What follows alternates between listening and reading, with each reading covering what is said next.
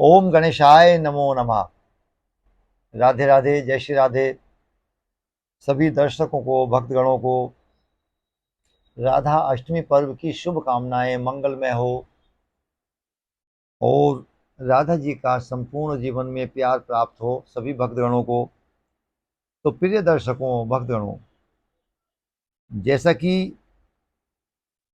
आपको सभी वीडियोज के माध्यम से हम लोग बताते रहते हैं, अब ये वीडियो आज हम जो आप लोगों तक पहुंचाने का प्रयास कर रहे हैं, प्रेषित करने का, तो ये वीडियो राधाष्टमी पर्व के उपलक्ष्य में, जो राधा अष्टमी होती है, राधा जन्मोत्सव होता है, उसी के परिप्रेक्ष्य में है राधा अष्टमी। बड़ा प्यारा सा नाम है राधा अष्टमी। देखिए, राधा शब्द कहते ही थोड़ा सा प्यार झलकता है, मासूमियत सी झलकती है, बहुत लचीलापन है, बहुत सुंदर सा, मधुर सा, सुमधुर माधुर्यता। अब राधा अष्टमी, राधा जी क्या है? राधा आत्मा है और आत्मा और परमात्मा का संयोग होता है। राधा नए दिखने वाला तत्व है और जो देख सकते हैं उनको प्रत्यक्ष रूप में दर्शन भी होता है। जैसा कि निधि वन के विषय में राधा जी के अनेक विषय हैं। निधि वन में बांके बिहारी जी और राधा जी प्रतिदिन प्रवेश करते हैं और वहाँ जितना भी वृक्ष हैं, पेड़ पौधे हैं, वो सब राधा जी के प्यार में, बांके बिहारी के प्यार में और नृत्य करने के स्वरूप में है।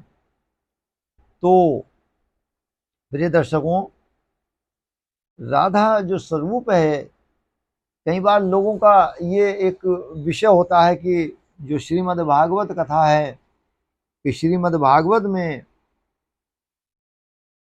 कुछ लोग अपना अपना विषय कहीं उठा देते हैं कि राधा शब्द नहीं आया कहीं पर भी। ठीक है, मानते हैं राधा शब्द नहीं है। कई बार कुछ मनीषी लोग तो राधा शब्द को प्रकट उसमें ऐसा कहीं, लेकिन अपना अपना बुद्धि विवेक है। राधा क्या है? आत्मा है। श्रीमद् भागवत एक शरीर के रूप में है, नारायण की कथा है और शरीर दिखता है, इसलिए कृष्ण भगवान शरीर है और राधा जी आत्मा है। आत्मा दिखाई नहीं देती है, इसलिए श्रीमद् भागवत में राधा जी का नाम यूं नहीं है, चूंकि आत्मा दिखाई नहीं देती है लेकिन उसके अंदर में लुप्त है। अब आइए, विषय बहुत अलग और आगे पहुंच जाएगा। राधा बड़ा माधुर्य शब्द है। जो लोग कृष्ण जन्माष्टमी पर चूक गए हैं, किसी भी उपाय को नहीं कर पाए हैं, तो उनको राधा अष्टमी को पूर्णतः मनाना चाहिए। जिन लोगों ने कृष्ण जन्माष्टमी का व्रत रखा है और जिस तरह से भी पारण होता है, रात्रि 12 बजे तक उन्होंने व्रत किया है और राधा अष्टमी का व्रत नहीं करते हैं, तो ये संपूर्ण नहीं माना जाएगा। पूर्णतः उसका कृष्ण जन्माष्टमी का लाभ लेने के लिए, लाभान्वित होने के लिए राधाष्टमी का व्रत बहुत ही नितांत आवश्यक है। अब आइए जानते हैं कि राधाष्टमी कब है। राधा अष्टमी इस वर्ष 2024 को 11 सितंबर को मनाई जाएगी और जो कि मथुरा में, वृंदावन में, बरसाना में, नंदगांव में राधा अष्टमी का जो पर्व है बहुत हर्षोल्लास से मनाया जाता है प्रतिवर्ष और मनाया जाएगा 2024 में भी।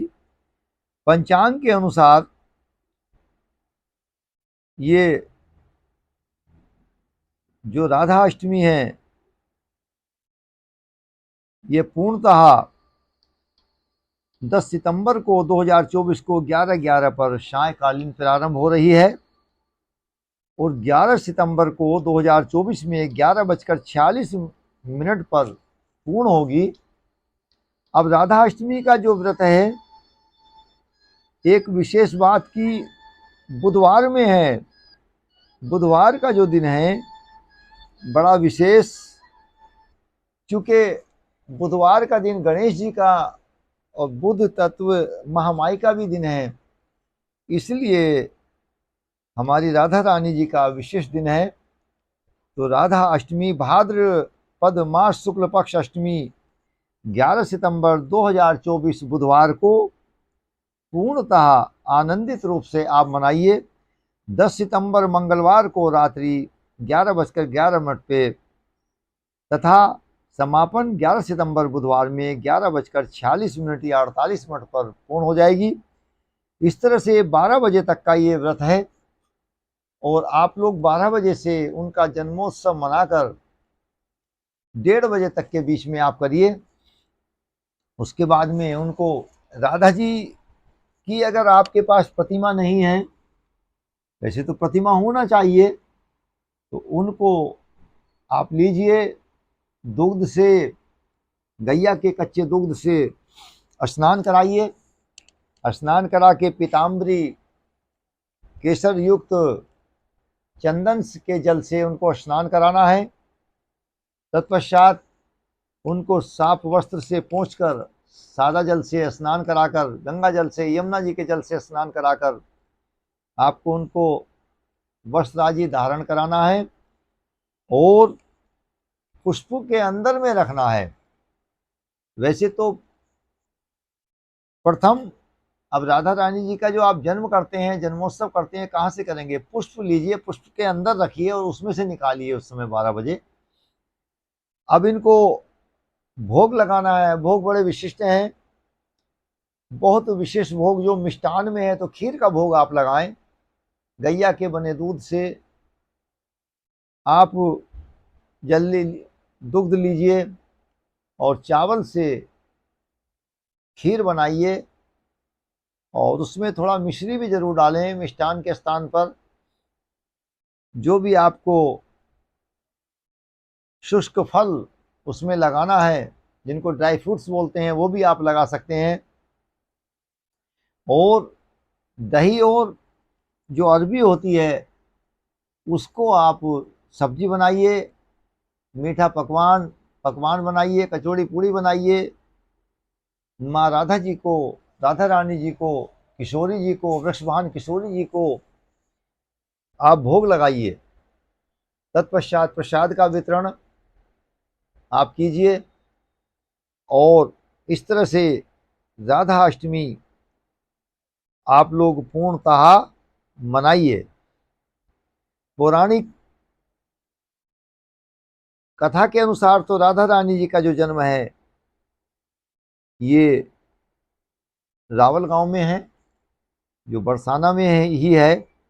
इस दिन को विधि पूर्वक आप लोग अपना पूर्णतः आनंदित रूप से कुछ विशिष्ट प्रकाश युक्त रूप से आप राधा रानी जी का हर्षोल्लास से जन्मोत्सव मनाएं।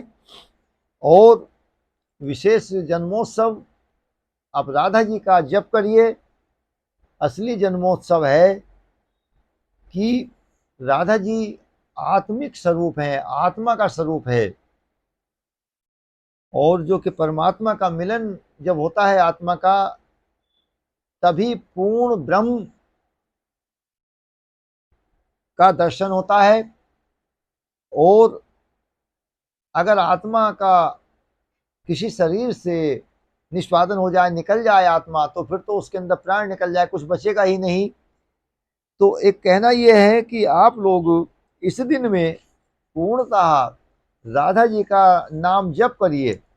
नाम जप बहुत ही प्रसिद्ध है और नाम जप करने से विशेष सभी प्रकार के लाभ मनुष्य को मिलते हैं। अगर नाम जप नहीं होता तो कुछ भी नहीं होता। नाम जप हम लोगों को बहुत जरूरी करना होता है। आप जो भी राधा जी से संबंधित आप पाठ करना है, आप उन पाठों को कीजिए और इसके साथ में आप अनेक प्रकार से राधा जी के नाम जप और आप राधा नाम संकीर्तन के वर्षा में आप उस दिन अपने आप को भिगोइए। राधा नाम का कीर्तन हो, ऐसा कुछ करने से यही जन्मोत्सव का विशेष पर्व माना जाएगा। एक विशेष बात कि आप लोग स्वयं जब राधा जी का नाम जपते हैं तो अंदर से जो आत्मा का प्रकाश है, आत्मबल आप लोगों को इतना अच्छा हो जाएगा कि आपकी आत्मा मन पर हावी हो जाएगी। आप भजन कब नहीं करते? भजन उस समय नहीं होता जबकि आपकी आत्मा पर मन का नियंत्रण होता है। मन को आपने बहुत बलिष्ठ किया हुआ है, मन को भोजन दिया है, आत्मा को भोजन नहीं दिया है। और जब आत्मा को भोजन दिया जाता है तो मन कमजोर हो जाता है। इस तरह से मन को कमजोर करना है और आत्मा को प्रबल बनाना है। आत्मा जब प्रबल हो जाती है तो आपका मन पूर्ण रूप से भगवान के भजन में लगेगा, भगवान के ध्यान में लगेगा, भगवान के कीर्तन में लगेगा, भगवान के रस स्वादन में लगेगा। आप भगवान के ध्यान में रहिए, भगवान को पूर्ण रूप से नारायण के जप में, राधा नाम संग के जप में रहिए। इस दिन में आप लोग राधा जी का आप जप करिए। सुबह उठकर स्नान करें। अगर यमुना जी का इस दिन स्नान कर लेते हैं तो बहुत सर्वोपरि है, नहीं तो उसी जल से आप लोग स्नान करें, लड्डू गोपाल जी को स्नान कराएं। आप जहाँ पर भी हों वहीं पर आप इस दिन में राधा जी के नाम में पूर्णतः आनंदित रूप से अपने आप को भिगोइए। एक विशेष बात कि अगर राधा जी आपके घर में नहीं है तो लड्डू गोपाल जी की प्रतिमा रखनी है, उनके समीप में एक सुपारी रख लेना है बड़ी, उनको ही राधा जी का स्वरूप मानना है, जो पूजा करनी है उन्हीं की करनी है। साथ में आप उनको कढ़ी का भी भोग लगा सकते हैं। कढ़ी का भी भोग और अरबी का भोग बहुत विशिष्ट होता है राधा जी के लिए। ऐसा आप प्रिय दर्शकों करिए। और विशेष बात यह है कि आप लोग राधा नाम का कीर्तन संकीर्तन आप पूर्णता करिए। और यही एक विशेष जन्मोत्सव का, राधा अष्टमी का, अब ये राधा अष्टमी है। रा कहने से समस्त प्रकार के मनुष्य के पाप छूट जाते हैं। रा जब बोलेंगे, एक आपको आराम मिला है, जीवन का सहजता मिली है, विराम मिला है। और धा कहने से भगवान बोलते हैं कि अनेक प्रकार के सभी जो बंधन हैं हमारे, उनसे मुक्त हो जाते हैं। तो इसलिए राधा नाम का कीर्तन करेंगे, राधा नाम का आप जप करेंगे, राधा नाम का भगवान के कीर्तन से नाम में उनका जप करिए। प्रिय दर्शकों, एक भगवान का नाम जप है, भगवान का कीर्तन है, भगवान वहीं बसते हैं जब भगवान का कीर्तन होता है। इस पर्व को आप सुखद बनाइए और हर्षोल्लास के साथ में पूर्णतः मनाइए। हम लोगों की ऐसी भावना, सब संत समाज और जो रसिक लोग हैं वो सब आपको आशीर्वाद दें। राधा जी के आपको दर्शनों का लाभ मिले, उनकी कृपा दृष्टि से आप ओतप्रोत हों, उनकी कृपा दृष्टि आप लोगों तक पहुँचे, आपके घरों में, आपके फैमिली में, आपके बच्चों में। बस हम लोगों का कहना है कि आप राधा जी का नाम जप करिए। नाम जप ही प्रमुख है। जय श्री राधे, जय श्री राधे, जय श्री राधे।